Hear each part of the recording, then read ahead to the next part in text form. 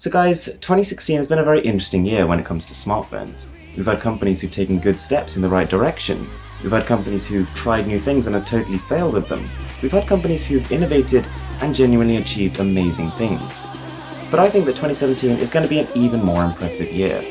And here are 5 incredible upcoming smartphones.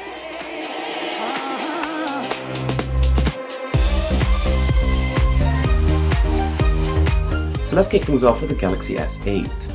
And you may have seen a few videos circling online with people claiming that this is going to be the Galaxy S8 smartphone.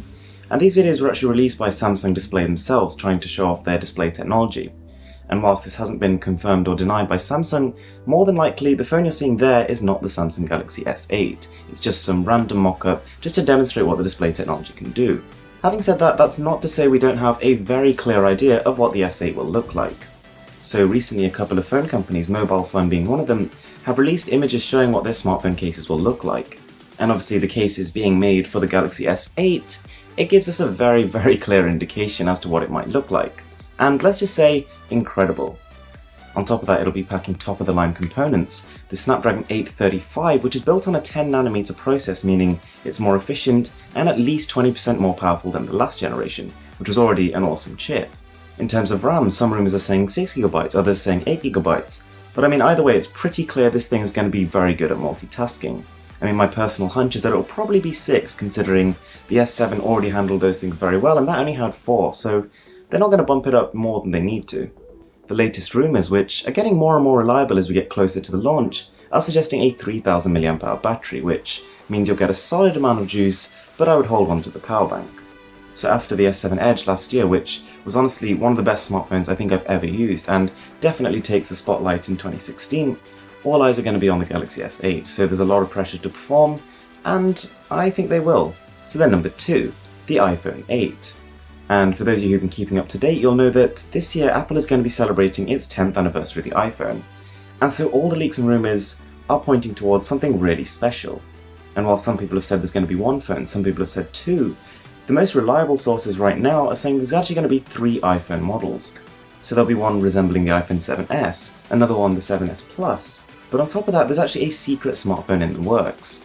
So the latest rumours are suggesting that Apple is working on a 3rd smartphone, codenamed Ferrari right now, which is going to be their sort of celebratory smartphone. So it could be some sort of special edition one, similar to what Huawei did with the Mate 9 Porsche edition, or whatever. A lot of these companies, they partner with other companies to create these sort of limited edition, super special ones, and who knows, Apple could take the iPhone even further this year, and they could potentially offer something that no one's ever seen before. A lot of the rumours are suggesting an entirely new look to it, so pretty much a full screen of glass. Think the Xiaomi Mi Mix. On top of that, the fingerprint scanner is said to be built inside of the screen on the front. In terms of under the hood, we don't really know anything at all.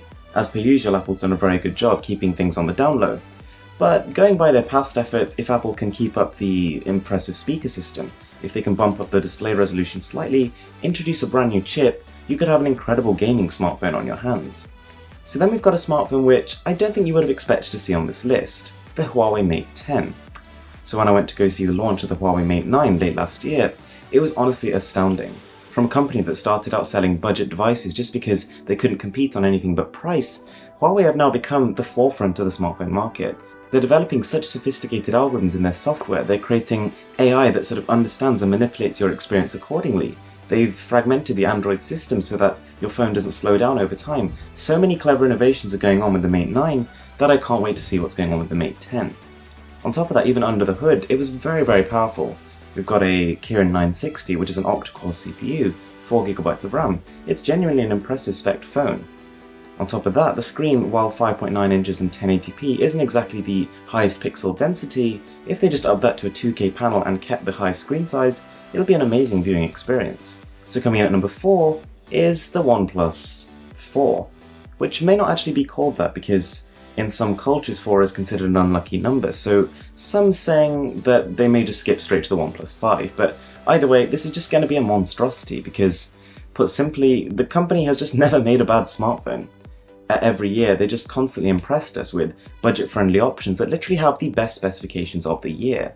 So the OnePlus 4 or 5 is expected to basically have 8GB of RAM and the Snapdragon 835, and in terms of price, $500 or less. So it's not going to have all the bells and whistles, it's not going to have the best camera, not going to have the best speakers, maybe not the best display either. But in terms of bang for your buck, in terms of price to performance, there won't be a better option. So the reason this phone is on the list is because more than ever I feel like OnePlus has finally found their footing. With the OnePlus 1 and the OnePlus 2, they actually had quite an odd invite system. They made it very complicated for you to actually buy the smartphone. And soon they realized that was a bad idea, and then on their subsequent smartphones they ditched it. But not only that, they've become even better value for money. They've innovated in a lot of ways, and whilst these aren't the most out-the-box smartphones, you can tell they're actually getting better and better. And so their next sort of progression, I think, will be a giant leap forward. So then we have the Pixel 2. And I mean, the original Pixel, released not really that long ago, is a controversial smartphone. It's labelled by some as the ugliest phone of the year, and by others as the most beautiful thing mankind has ever seen. It's very fast, it's got a ton of new features, and in my opinion, it is representing high standards of innovation. But, I mean, it's not perfect. There are definitely areas where it can improve. It's not got SD card support, it's not at all water resistant, which is a bit of a confusing omission.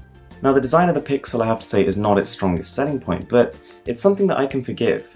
I mean, the story behind it is that Google essentially rushed the production of it. It produced the Pixel in 1 year because it suddenly decided that it kind of made sense for them to start producing hardware and software together, kind of like what Apple does. It means you can squeeze more power out of the same components and get a more fluid and optimized experience. So with the Pixel 2, it should be a more considered smartphone. The features it chooses, waterproofing could be added, all these other things that have been missing, it should actually look like it's a more finished product. Similar to this year, we'll be seeing top-of-the-line specifications, and my best guess is they'll probably line up almost directly with what we find on the Galaxy S8. One of the things I really loved about the Pixel was the camera. I mean, when rated on DxOMark, it was basically the highest scoring camera on any smartphone, ever.